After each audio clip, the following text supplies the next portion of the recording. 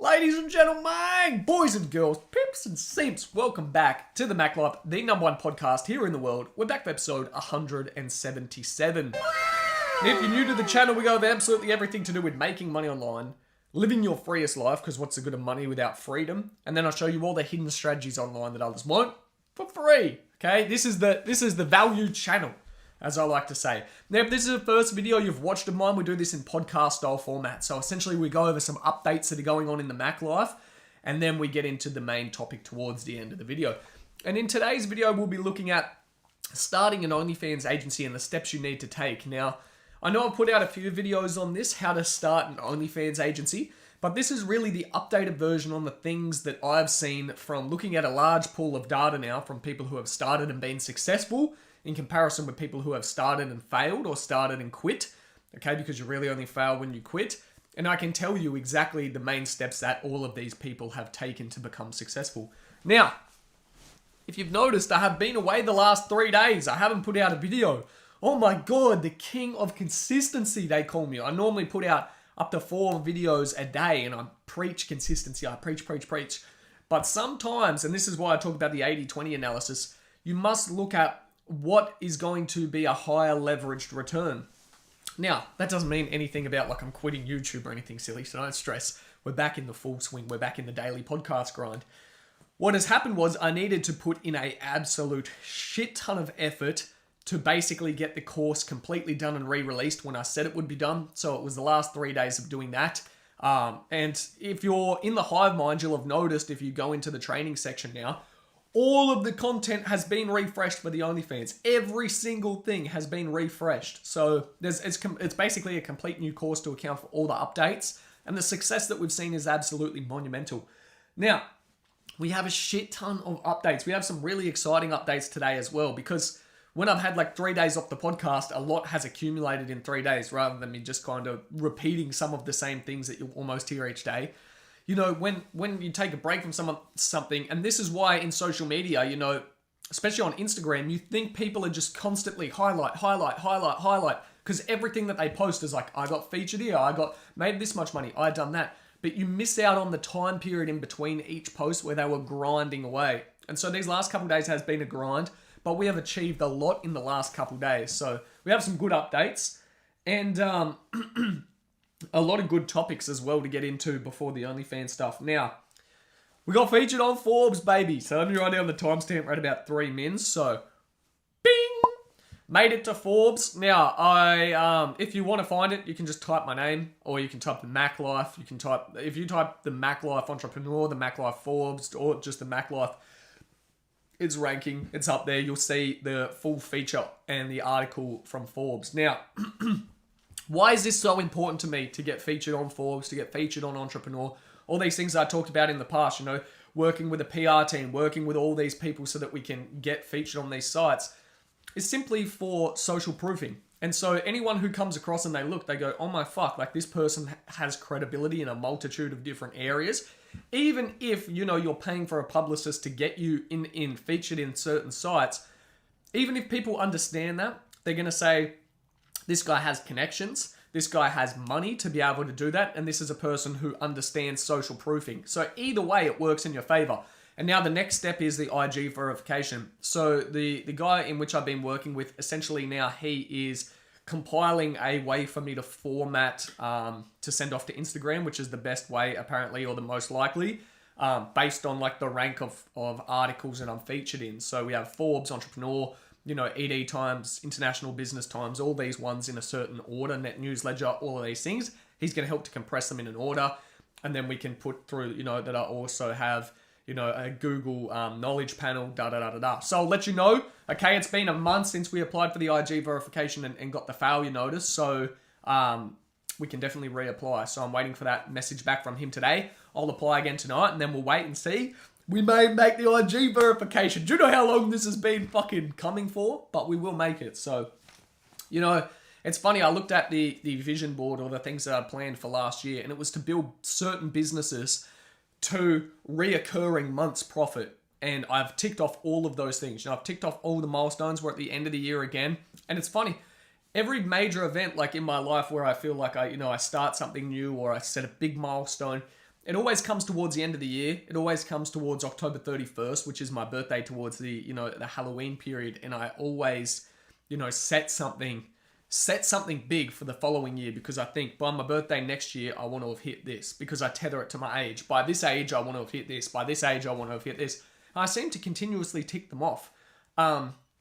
So, I'll have retired my mum. My mum will just be working for me full time. I already had my mum working for me, but now it's, she's completely out of her job, and she enjoys her job as well. I think she's going to try and propose to them that she can do one day every month or something crazy, because you don't realize, like, especially when you've worked your entire life, you build such a social connection and such social validation from being in these systems that, becoming an entrepreneur, especially a digipreneur or someone who is completely online, it can become quite lonesome. And if you're not accustomed to that, like myself, I enjoy my own time. I am big on my own time. So, for me, it's fine. But some people cannot handle a day on their own, let alone, a week's period of time on their own, or doing all of this on their own. So, some people need that. Anyway, that's another milestone that'll be ticked off. My mum's working for me completely full time. And when I say working, she's doing...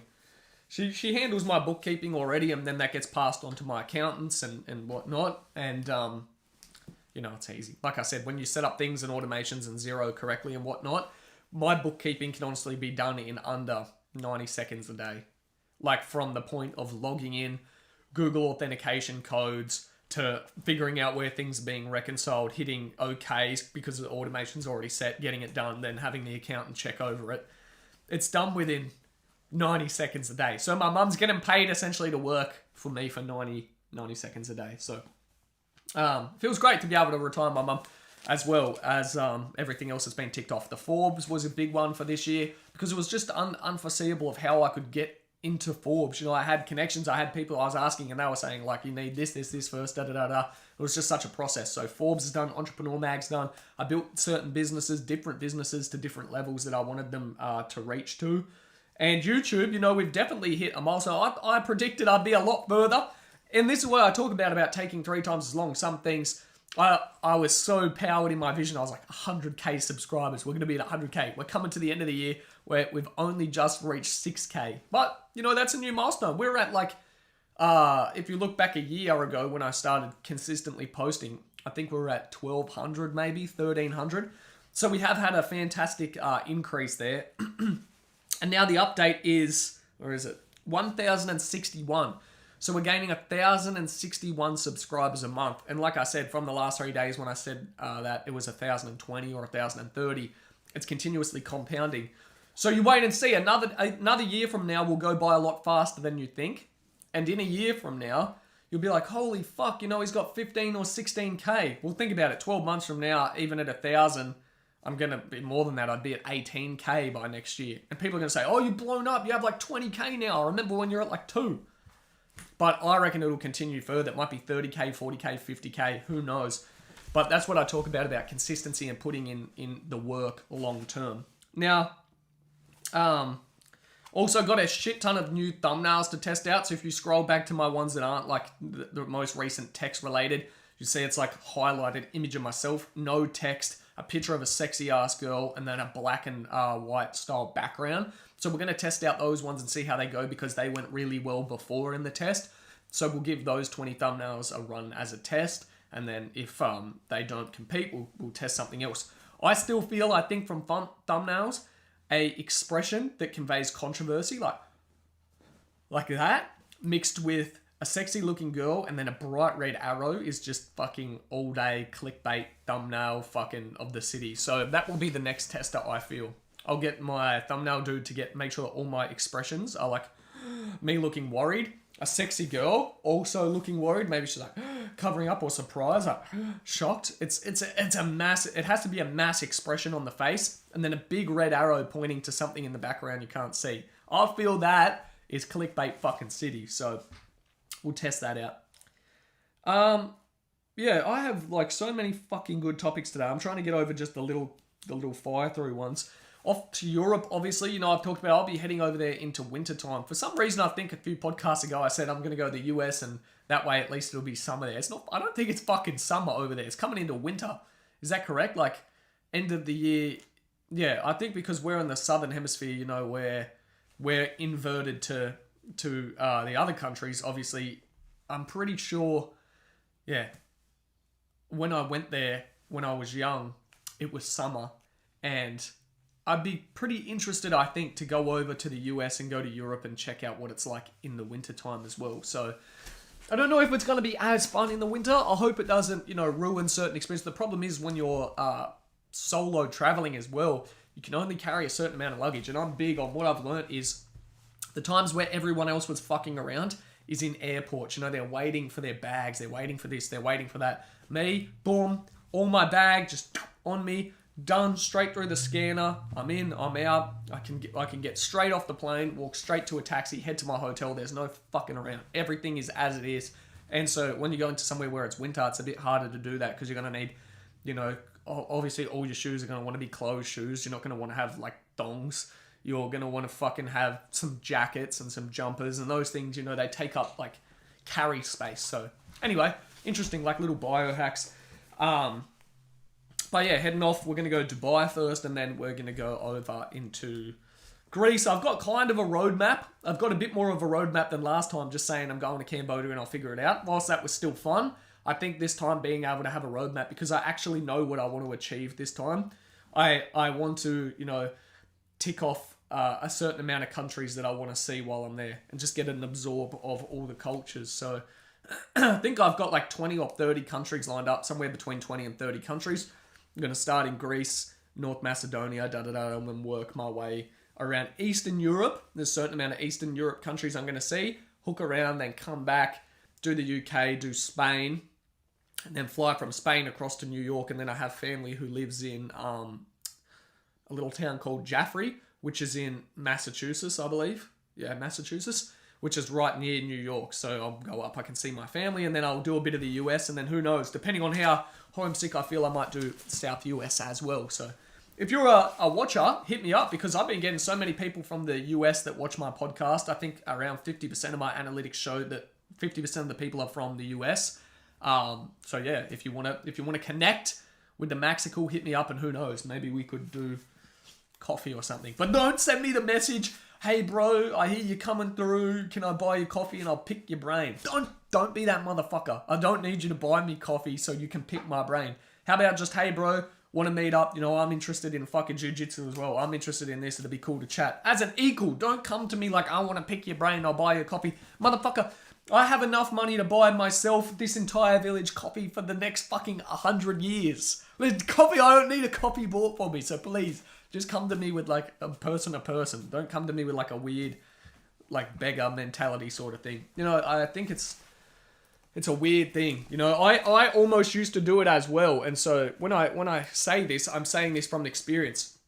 Some of the messages that I reflect back on how I used to message people that were well above me in the e-com space I wanted to connect with, I look at it and I'm like, fuck me, I was one of those people. It's cringy. So I adapted and I changed to end up thinking, well, first, I want these people to respect me. So how can I gain a different level of communication?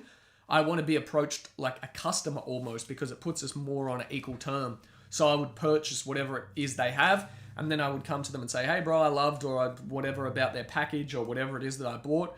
And then I'd say da da da da da. And then work my way to connect with these people. Rather than saying, can I shout you a fucking coffee and pick your brain? It's almost insulting because it showcases that you don't understand leverage. It showcases like, I would think that is a valuable business proposition for me to have coffee bought for me for $6 or $7 or dinner. There goes the pen. $6 or $7 or dinner or whatever. And then, that's worth my time. I don't know. It's just the way in which you speak things. Anyway, that being said, how many of these are we fucking ticked off? Yeah, the course price is going up today, so I'm putting the price up. I said I was going to do it 3 days ago, but I've been working to get all the refresh done. It took a little bit longer than I thought in terms of editing. Not just in terms of editing, what I expected to be a lot easier was when I filmed via QuickTime on the computer, okay, I'd airdrop, I'd edit, I'd get little bits done with my editor, consult. I tried to basically just get, I believe in minimal style editing. And so, we used InShot, we used these things. But the problem is, the ones that I tried to upload, the ones that I tried to airdrop, because the files were so fucking massive, Like if you film a 15-minute video on QuickTime on iMac using both the movie cam and the screen thing, it's like multiple gigs, so it takes forever to get across. And so I was testing uploads, and they were up, even when they were compressed with InShot, they were taking fucking forever to upload. So I spent like 2 days just uploading files. And then right towards the end, I was like thinking to myself, why don't I just open multiple tabs and set them all to be uploading, and then I can leave it and come back. And I was like, why did I figure this out now at the end? I had like 5 videos left. Anyway, that's just the way it is, but we learn a new skill for next time. And that's what I talk about. The longer you stick with things, you know, you're going to get ideas or micro ideas that you just get better. It's constantly do more, get better. Anyway, next thing, just little shit, you know, doing things. I talk about this, like doing your washing, doing food. How do you have time to get wealthy while you're focusing on doing the washing, while doing, you know, cooking your food? You don't have time for all of these little tasks. And a lot of people, you know, they argue, yeah, but, you know, Warren Buffett does this, yeah, but they do that. Yeah, but they're ultra wealthy already. They have a discrepancy of money that, you know, a discrepancy of time to money relationship where you're like, they could do anything and they're still going to continue to make more money than all of the population. So, but to get there, you really need to be, you just can't. It takes up too much bandwidth to, you know, if you're trying to make your own bed, if you're trying to fucking, you know, handle all your own washing, you're trying to do this, you're trying to do that. It's very, very hard. And I want to talk about this a little bit more in depth. I know today's going to be definitely a longer podcast in terms of before we get to the OnlyFans stuff, but there's a lot to go over. But yeah, I think, you know, you can't do that. Even if you're going to do, you don't want like meals that you microwave. Say you're not ordering in, you know, YouFoods or My Muscle Chef or something like that. You still need to bulk cook or have a chef come in and handle all your cooking or whatever, okay? These are things that need to be outsourced. They need to be done for you because it takes up too much bandwidth. And if you don't understand what I mean, things that are a continuous decision are things that you should try and eliminate because you don't realize what percentage of your life is being wasted doing those. For example, each week you're deciding what to cook. Something different, something new, something, oh, we've had this too many times, try this, try that. You don't understand the megalithic amount of time that takes up over the span of your life. You already lose a massive portion to sleep. You already lose a massive portion to taking a shit. You already lose a massive portion to having a shower. You already lose a massive portion. You're only left with such a period of time, and then you're overcomplicating it by constantly needing to know about food, or we don't have this in the cupboard or that.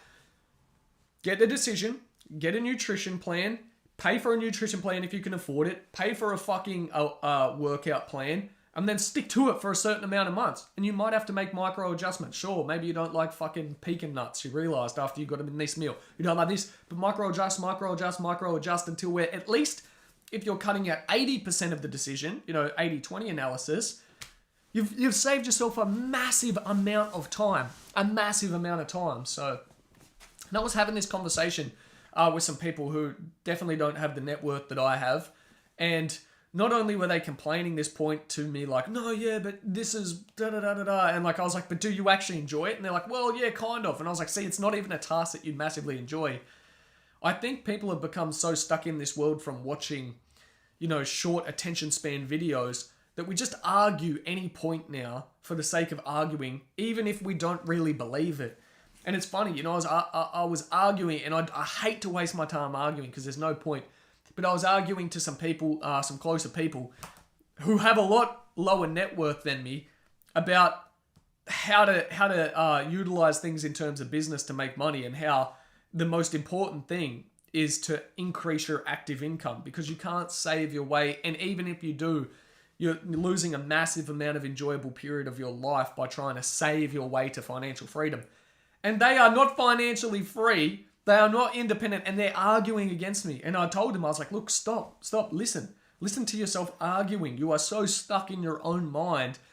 Someone who has the actual result that you have is trying to tell you how it's possible for you. And you're that shelled in that you're arguing why it wouldn't work for you.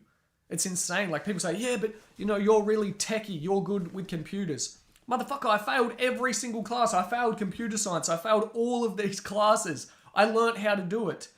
I went ahead and said, okay, I'm not good at that, but the majority of people that are wealthy in the world operate tech companies. You know, of the fucking the world's, you know, largest 100 companies, you look at the list, and I think around, you know, 70, currently while filming this video, around 70 of 100 of them, 70 of 100, 70% operate in like tech or software.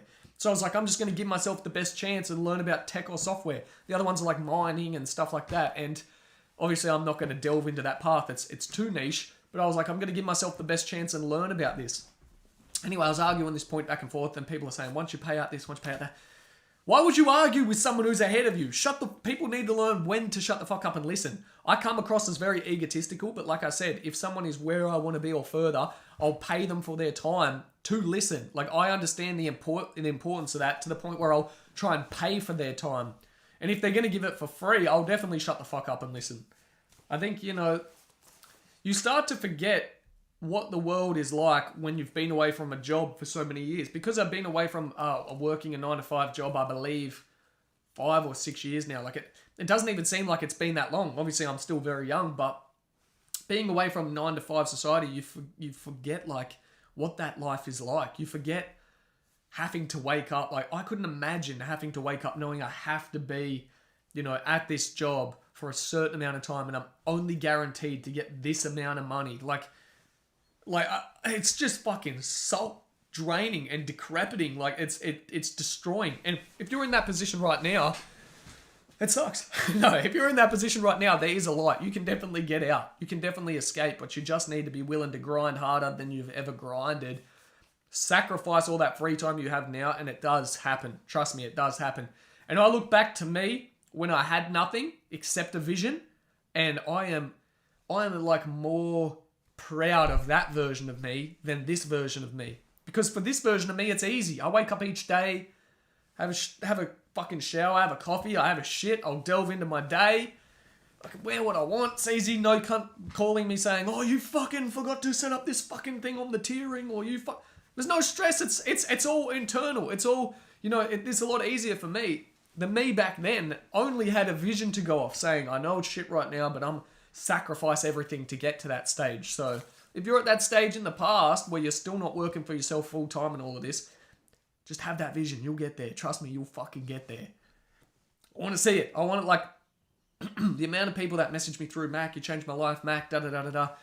You know, it's not an ego thing for me anymore. It's just really like, it's crazy. You know, the other day, I was in the kitchen and I was just like finishing up this uploading shit on the course, and I only had a bit of it done. I got this mad sharp pain under here. I don't know where it come from. It's mad sharp pain like under the rib, and I was like, fuck. It was like maybe intramuscular or something from the gym. But it was mad pain in the rib, and I thought, fuck, imagine right now I'm having a heart attack and this is it, I'm gonna die. What do I want to do? And this is, I'm not even kidding, however fucking crazy this sounds. I was like, if I was dying right now, I would be so annoyed because I didn't get to do, like, the rest of the course didn't get to be uploaded. Isn't that weird? Like, I was like thinking so much about like the amount of value that these motherfuckers, and it almost sounds cringy to say it, but I'm like, the amount of value these cunts are going to get from the shit that I've learnt from these girls that I'm going to share across for them. And I'm like, fuck, what would I do? I'd write down a note to my mum like, Mum, I love you, I'm dying, but can you fucking keep uploading these other videos? This is how you do it. Isn't that weird? You get to that stage in your life, and then wealth, it just comes to you. When you're at that stage where value just seems normal to be able to give it out, and you know, people talk about value. If you're in the mindset where you're disagreeing with me at the moment, you're like, you know, that's fucked. Like, why would you ever be like that? You know, or you don't even feel like you care about value. You really just care about making money more. Once you get out of that 9-to-5 lifestyle, once you get into that full thing on your own, and once you start making a certain amount of money, your mindset, it'll shift. You can fake it before and talk about value and understand value and this and that. And I don't think you can really care about value when you're operating from a place of scarcity. At least for me, I couldn't. You know, I could talk about value and customer value, but when I first started out, all I cared about was money. And I think you have to start from that point. And once you get to a place of comfort, then it switches. Then you really start to focus on value, and that's when it does monopolize, because people can sense that it really is about value and not about money. And you can't fake your way there. You have to be focused on money first, and then it will change for you. So, like, we've got a lot of topics today. And I think, like, Yeah, this is probably the last topic before we get into the OnlyFans stuff. This is why I think money is so important, and I argue with people about money. And it's always the people that are broke that argue about money. I haven't met anyone, legitimately, I have not met a single person that is wealthier than me that says money's not important. They all say the same thing, like brain just fucking flipped over. Money is important. Why did it just flip into, it's because I've been putting in the Russian rounds at the moment. Money is important. That's like fried my whole brain now. It's on a different wavelength. Every single person that I've met that is further than me financially, they never say, oh, money's not important. You should focus on family. You should focus on this. You should focus on memories. They all say money is extremely important, but it should be utilized to allow you to do these other things. And people understand that. I hope, if you're 177 podcasts deep now, I hope by this stage we're on the same paradigm, me and you, and we think the same. But for money to, for you to really enjoy life, you need to first worry about finances. Really, you do. Health, wealth, love and happiness. And I think it really does go in that order. And I think Tai Lopez was the first person I heard to talk about that. Health, wealth, love and happiness. First, you have to focus on health, because without health, there is nothing. And so you don't have to become in the top 1% of top athletes in the world unless that's your dream. But, you need a moderate level of health. You need to at least take care of your health to some degree, because it's what's going to carry you through. Then your wealth, okay?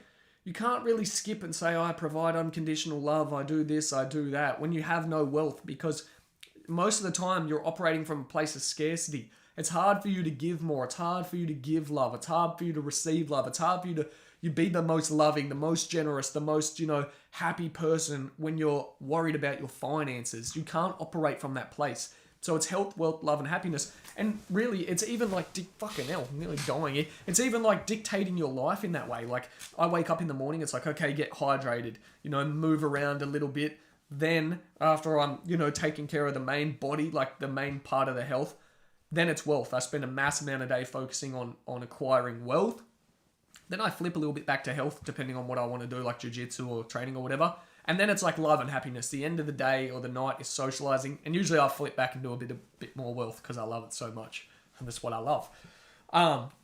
But really, everything in life stems off becoming wealthy first. You really do need to become wealthy. It's so important. I look at, when I chat with people and they say like, oh, well, why don't you have a long-term partner where you live together and you do this and you do that? Because look at the way relationships work. 90% of marriages end in divorce. They end in divorce in like the space of only a few years as well. And when you pick apart and you ask people why people really fell apart, it's either number one, they didn't share that many common interests, which was just poor selection to begin with. And usually that stems off wealth again. If you go back further, people bond to other people straight away because it's their only option. When you're wealthy, you get a lot of options. And I'm not just talking about as a dude, I'm talking about, as a chick and a man. If you're wealthy, if you're comfortable, you're not just jumping for whatever option becomes available. You get the choice. You get a lot of choice to choose what you want.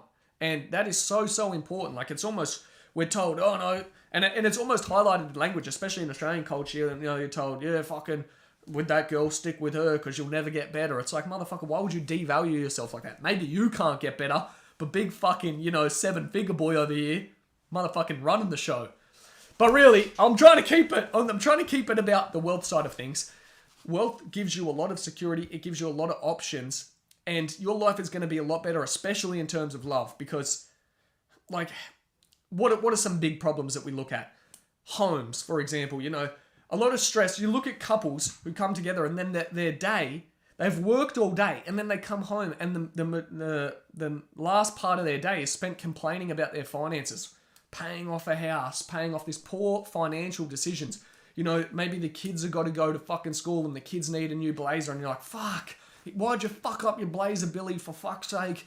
Now you're going to cost me another fucking $200 and I need that $200 fucking dollars for this, for your fucking mum's health and wellness fucking day that she wants to do. And it's like, so you can't even take care of your health. You're constantly saying, fuck, I need a day off. Fuck, I need a health and wellness day. Fuck, I need a retreat. And you hear people saying this out loud and they don't go and do it because wealth is what's holding them back. Let's invert that and see how many problems we could fix in a traditional sort of, relationship like that. if you are wealthy. Okay, people need time apart. You need your own space as humans to operate as well. So if you have a shit ton of money, why wouldn't you have multiple properties? You have the family home, but then you also have, maybe it's a penthouse, or maybe it's an apartment, or maybe you both have separate apartments. So you can have time apart as well because it's needed. People say, oh, well, that's weird. The people that say, oh, well, that's weird, you shouldn't do that? They're the sheep. They're the sheeple. They fit in with the 90%. Of course it's weird to them. And so what do they get? They're average sheep, and they get average sheep results, which is 90% of them ending in divorce. They get sheeple results. And really, if you break apart the 10% that don't end in divorce, like marriages, go and look at how many of those are wealthier than the other. There hasn't really been studies on that, and I've tried to find some studies on that. I guarantee you the 10% of marriages that don't end in divorce, if you look at the median across their average income compared to the average income of those that do end in divorce, I guarantee you they have a higher income. Because you can afford to do all this stuff. You can afford to fucking put your kids in the best school. You can afford to do... You know what I'm fucking getting into. Anyway, it's been a long rant. I would like to have this conversation with a sheeple because I feel it would come across better if I could argue this point almost rather than just fucking empty-handedly talking into a camera or even talking with someone who agrees on this matter. So, the more and more I look at it in the future as well, it's definitely a better form of leverage for me to go ahead and... bring other people on the podcast or interview other people. And I feel that's why, podcasters, they move out of the solo podcast into interviewing other people because it's definitely a higher leverage opportunity. You've got the other person's audience that you can utilize as well. You've got them constantly sharing out to different mediums, and every time they go up, if there's any controversy with them, people are going to come back to you and it's going to pump you up as well. So I feel that's why they move it across. Plus, it's not just them talking into a camera, but who knows? I'm still enjoying these. We've still got another 800 podcasts like this to come before we start changing up the fucking tactics. All right, let's get into the OnlyFans content. You've already listened through for 32 minutes of the Maxical talking, so let's get into the OnlyFans bangers. Now, we're talking about starting an agency. Now, before we start the agency, if you find some value in this video, share it with a friend, okay? Share it with a friend. That's all I ask. We're blowing up. We're giving out value rather than me just worrying about the subscribers I get. I'm already getting subscribers. I'm going to be in this game for a long term anyway. I already know it's going to grow. So just share it with a friend if you find the next stuff valuable. Now, when it comes to starting an agency, from the data that I've accumulated now in the last whatever space of time I've been working in the OnlyFans industry, there are common themes that I've seen of people who are still here and common themes of people who have left. And they're inverse. So let's look at the very first one. I've mentioned it in every video. An exit strategy. All the people, okay, that are still here have a very crystal clear plan of what they're trying to achieve. They're not just chasing the new milestone each month. I speak to all of them inside of my hive and I say, bro, what are you here for? Why, you've been here the longest, you've been here 6 months, you've been here this long. Why are you still here? What are you hunting? Well, I'm hoping to achieve this and I'm hoping to achieve this. They have a clear plan.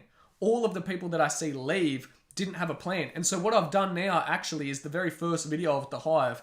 I've tailored it to talking about an exit strategy, and for you to progress on and even watch the other videos, whether you're a creator or an agency, you have to fill out your plan. You have to leave a plan to me. And that I read every single one of these fucking things. So it allows me to go through and then message you and make sure that you're fulfilling your fucking plan. Because I feel that's why a lot of people quit. You just don't have a clear plan. So if you're an agency starting up, make sure you know what you want. Is it a house? Is it you want an active income each month? Is it you want to build up a business that you could sell off? Is it so you can, use that clout to go across and maybe leverage fame and become famous? What is it? What's your plan? And write it down. Write down your plan. Now, number 2, to tie onto your exit strategy, you need micro milestones. A lot of people don't do this. And so I look at people and I say, well, what are the actual milestones to achieve your plan? Like, how long is it going to take you to achieve this plan? What time frame do you have set? I think that's another big one. It's called Parkinson's Law. And Parkinson's Law states that basically we'll fill the allocated time given to complete a certain task. For some reason, I always forget to word that correctly, except today it come across crisp.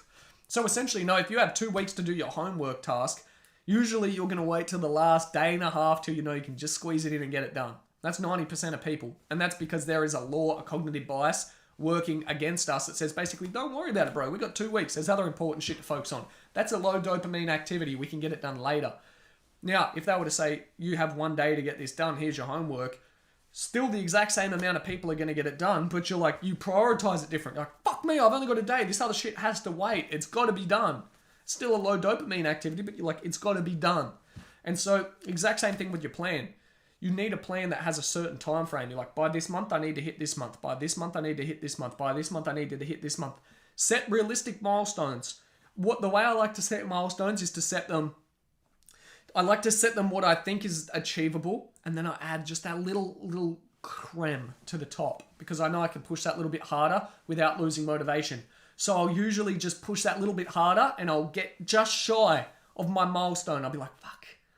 But I'll be like, don't worry, I fucking ticked it off, because I know that my real milestone was that little bit back, and by adding that little bit of creme to the top, I made it to that milestone. And it keeps you motivated, because you consistently look and you're like, you know what, I'm ticking them off, and I'm just that little bit chasing each time. It's not like, my goal is 50K a month by month 1, and you go and make $408, and you're like, fuck, how demotivating is that? Now, there's nothing wrong with big goals, 10x, but if you're going to 10x, you need to have a realistic time frame as well, and look at the human psyche. Realize that if you're not reaching milestones and you're not rewarding yourself for those milestones, you'll become demotivated. I always reward myself when I hit milestones, whatever it is. I'll go buy a fucking big steak dinner somewhere nice, and it actually becomes harder to reward yourself with the more money that you make, because you can do all those things whenever you want. So it's like, if I can go out and buy a steak dinner every single night, it's like, it almost becomes non-enjoyable, and you have to find something else as a bigger milestone, as a bigger milestone. So you need to set these little tiny fucking milestones. Let me move this fucking thing. All right. Now, the next thing that you need to have in place is your marketing. So with marketing, the strategies change. The strategies are going to continuously change day to day to day. Whether platforms rise, maybe it's the platforms change. We have the Be Real platform coming out now that's starting to trend. It's almost like the anti-Instagram. It's like Instagram does, fucking makes you highlight your life and do this. So with the Be Real, it's like, okay, let's invert Instagram, and it's snap on the fly, no filter, just what's your lifestyle right now. And maybe that will become a way to market later on. So because you can show the real side of you or whatever. Strategies are going to change over time. And strategies change depending on what platforms we use. When our parents were kids, they didn't have any of the socials to use. They didn't even have the internet to use. So strategies will change, but frameworks remain the same. And so for marketing, I think currently the best way you can market is to set something in place for long term. And at the moment, the thing that I see offering the highest result long term is YouTube. I talked about it, or I got featured about it in Forbes for this very topic. I've now switched from mostly focusing on... It's funny, my business career went from trying paid advertising and failing to begin with, to learning Facebook Marketplace and learning how to make money organically, for free. And then I inverted back to paid ads and learned, trying to scale with paid ads. And now I've come back to free again. And it's like, I feel the place I actually had the most result was monopolizing the place where it was free, where there was no ad spend or minimal ad spend. So YouTube, if you're a creator, if you're an agency, you need to be pushing out a YouTube video every single day. Show your tips, and don't think about it like Instagram. Show your wins.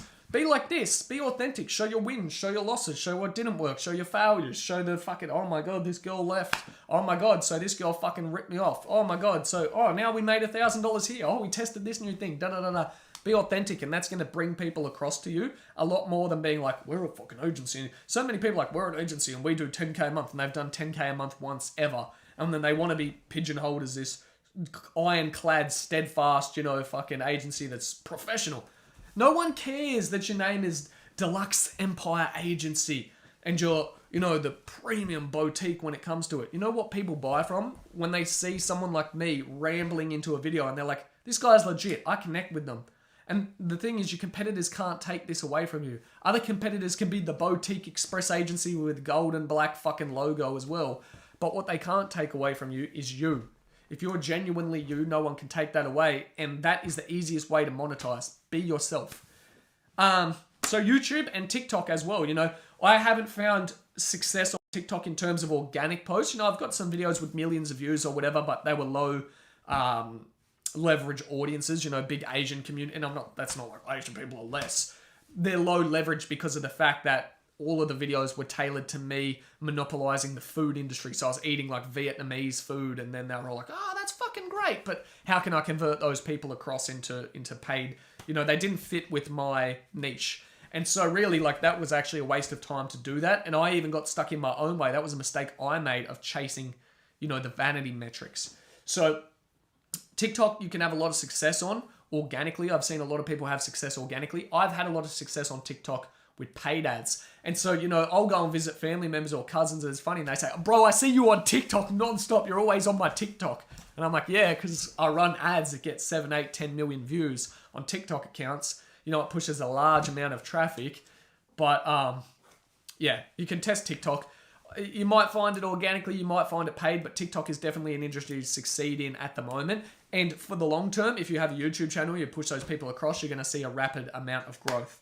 And then the last thing I think for short term, making money with marketing, okay, is to use Tinder as like a lead gen acquisition place, and then focus on your upsell. So focus on your upsell ladder. What are the very expensive things you sell? Because if you're only getting 10 people across a week, but out of those 10 people, one, you know, purchases a $1,000 package on average, now it's fucking big. Now you're making a shit ton of money that you can reinvest back into your YouTube, back into marketing, back into these other places so that you can scale. Yeah, and then like the last thing that I've seen is the people who are succeeding are using small amounts of cash effectively to grow their business. They're not running massive amount of ad campaigns. They're not running these giant pumps in budget. They're focusing mostly on taking profit, okay? And then utilizing the most effective means of small amounts of cash to make money. And that's where I've gone wrong definitely in my business is I used to spend $1,000, $2,000, sometimes $3,000 or $4,000, $5,000 a day. This is on my personal Instagram, leveraging, you know, message ads, DM ads. And I'd throw it out, and sometimes a message would cost me $270. And in my head, I'd justify it and say, it doesn't matter, you know, because I'm going to sell software that's worth 10 grand, 20 grand. It'll be fine. You know, I only need to close one in this many and she'll be sweet anyway. If I close, you know, 1 in 100, it's only going to cost me this much, and fucking then if I've got 100 leads, I might close a secondary one, so I'll break even and then I'll make, you know, 20K. And sure, I was correct, but in that sense, I was like wasting a lot of budget where I could have optimized certain things by throwing smaller budgets and then optimize, and maybe been spending $20 a message, $15 a message, and still getting those same results and keeping a lot more profit. So I think keep the majority of profit from yourself, from your business, and then just allocate small amounts to find out where you get the most effect. And that's why YouTube and TikTok are so powerful. They're your free testing platforms. You get to test all of your different leads, your hooks, your all of these things. And then what you can do is you can run them as paid ads afterwards. So with that being said, hope you enjoyed today's video, and I will see you all in the next one. If you did, you know, share it with a friend that you think is going to find this valuable if they're starting an agency or anything else you found is enjoyable. And I'm also available on Spotify now. So if you want to listen to these things instead, we're on Spotify, Google Podcasts, Apple Music. Once we hit 200 episodes, I'm going to get my dude to move these next 100 or probably 70 videos that haven't been moved across from YouTube to there. And we're also on Rumble and everything as well. So hope you enjoyed. Longer podcast, but see you all in tomorrow's one. Paka.